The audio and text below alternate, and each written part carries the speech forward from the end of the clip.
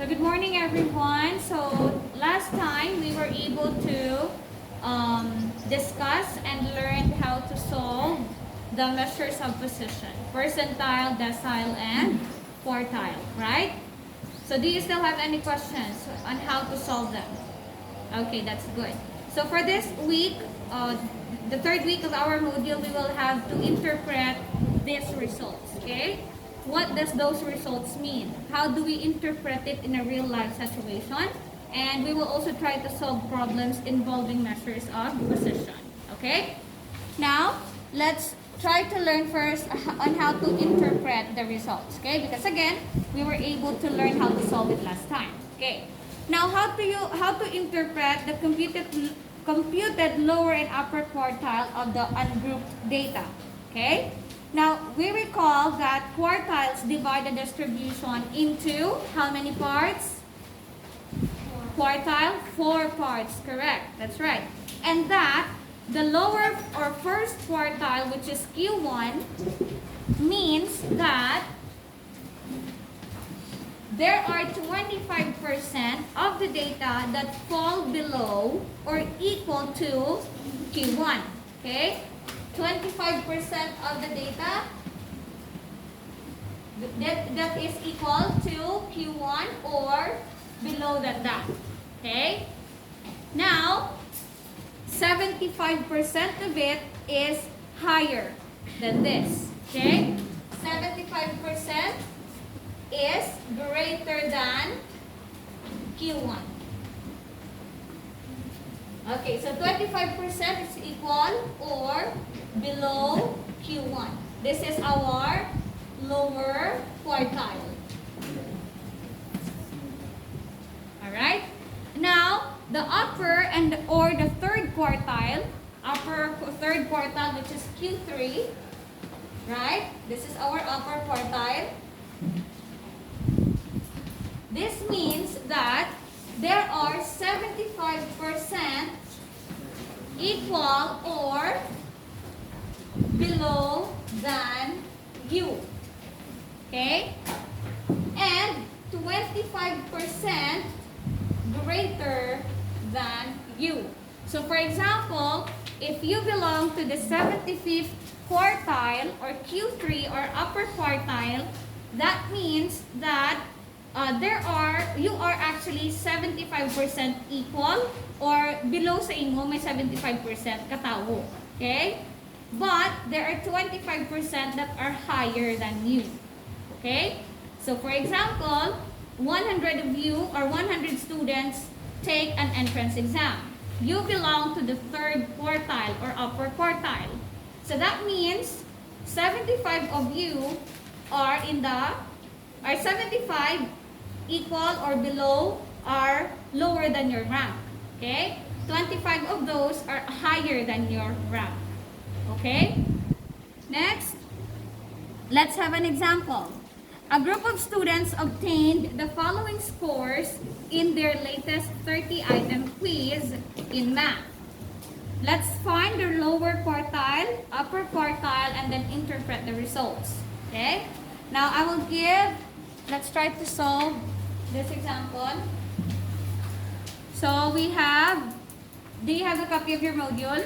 Yes. So, we have 7, 10, 11, 19, 21, 24, 26, 27, and 30. Okay, so as you can see, the data are already arranged from lowest to the highest score. Okay, now we're going to look for the lower and the upper quartile. So we're looking for Q1 and Q3. Okay, so how do we solve for Q1? Yes? By computation, how did we solve for Q1, Gane? Q1 is equal to? Yeah, so Q1 is equal to n plus 1 divided by the total number of? That is 4. Okay? So that is n, which is 10, plus 1 over 4, that is approximately 2.5.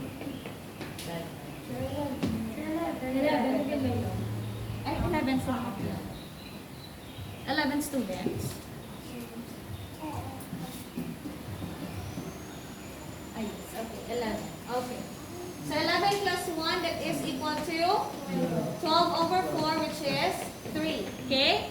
So from this data, we obtain that 11 here is our Q1. Okay? What about for Q3? Q3 is 3 times 11 plus 1 divided by 4. 3 times 12 divided by 4, which is equal to 9. Okay? 1, 2, 3, 4, 5, 6, 7, 8, 9. This is our Q3. Okay? Now, how do we interpret this? Anyone who can interpret the first part, Q1? Any idea? Please read. Okay, so again, it means that 25% of the students have scores lower than or equal to 11. And 75% have scores higher than 11. Okay? Any question? Okay, now what about for Q3? How do we interpret this? That means 75% of the students have the scores lower or equal to 26. But there are 25% have the scores higher than 26. Okay? Questions? Okay, let's proceed to the interpretation of the computed deciles for ungrouped data. Okay. Now again, deciles show 10%, 20%, 40, 50, 60, etc. Okay. And again, decile is it is actually a measure that divides the data into how many parts? Ang decile, how many parts? 10 parts. Okay, 10 equal parts. Now, let's have our example. Mrs. Magalang gave a test to her students in statistics. The students finished their test in 35 minutes. This time is the 2.5th decile of the allotted time. So, what does it mean? Okay? Now, we were already given the information. Okay? So, 35 minutes here is the 2.5th time of the decile. Okay? Now, given or solving for the result, we can interpret that the 2.5th decile, which is the 35 minutes of the time allotted for the said test, it means that the students finished the test in less than or equal to 35 minutes, which is the 25% lower than the allotted time. Okay? Giving the lower quartile or percentile would be considered good because the students finished the test earlier than the given time frame. Okay? So as you can see, 35 minutes is just like the 2.5 decile. It did not reach the 100% of the time. So that's actually a good interpretation because that means the students were able to finish it very quickly. Right? Okay. Now, let's have how to interpret the computed percentiles of the ungrouped data. Okay? Now again, percentile is a measure that divides the data into how many parts? Percentile, 100. Okay? So again, quartile is 4, decile is 10, percentile is 100. Very good. Now, consider the test scores in geometry.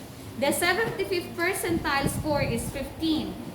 If the 75th percentile is the passing score, what does it mean? What is the measure of position in relation to the other data? Again, consider that the test score in geometry, okay? And the 75th percentile is 15. Now, considering that the passing score is the 75th percentile, what does it mean? Anyone? Okay? So students should answer correctly at least 15 to pass the test. Because again, 15 is the 75th percentile and that is the passing score. Okay? It also means that 75% of all the scores obtained is less than or equal to the score of 15. Okay? Do you copy? Questions? Alright. Now, again, as mentioned earlier, percentile rank refers to the percentage of total scores that are less than or equal to the given score. Now, these are particularly useful in relating individual scores to their position in the entire group or distribution. Now, finding the percentile rank corresponding to a value, the percentile corresponding to a given value x is computed by the formula number of values below plus 0.5 divided by the total number of values times 100. Okay, now let's have our example there below. Consider the scores of the 12 students of grade 10 in math quiz. So we have 15, 13, 20, 16, 14, 19, 11, 15, 19, 10, 18, and 9. Okay? Now, what is the percentile rank of 15 and what does the result mean? Okay? So, first, in solving for percentile rank, we have to arrange the data. Okay? So, how do we arrange it? That's from lowest to, yes, very good. Ascending order, increasing. Okay? Now, after you arrange it, you count the number of values or data lower than the given score. Okay? Now, again, it was given that 16 is the percentile rank. Okay? Now, what does the result mean? So, once you arrange the data, you count from 16 and then lower. Okay? Note that there are 7 values below 16. What are those? 9, 10, 11, 13, and 2 15s. Okay? Now, apply the formula for the percentile rank. Remember to round off to the nearest whole number. Okay? So, applying the formula, we have... Okay. So, percentile rank is equal to number of values, which is number of values times 0.5, sorry, plus 0.5 divided by the total number of values, which is 10. 12, sorry, 12. Okay? So the number of values below 16 is 7 plus 0.5 divided by 12. Now this is approximately 62.5, which is equivalent to 63. Okay? So that means 16 is the 63rd percentile, and thus 63% of the distribution fall below or under 16. Okay? Any questions? Are we good? Clear? Okay.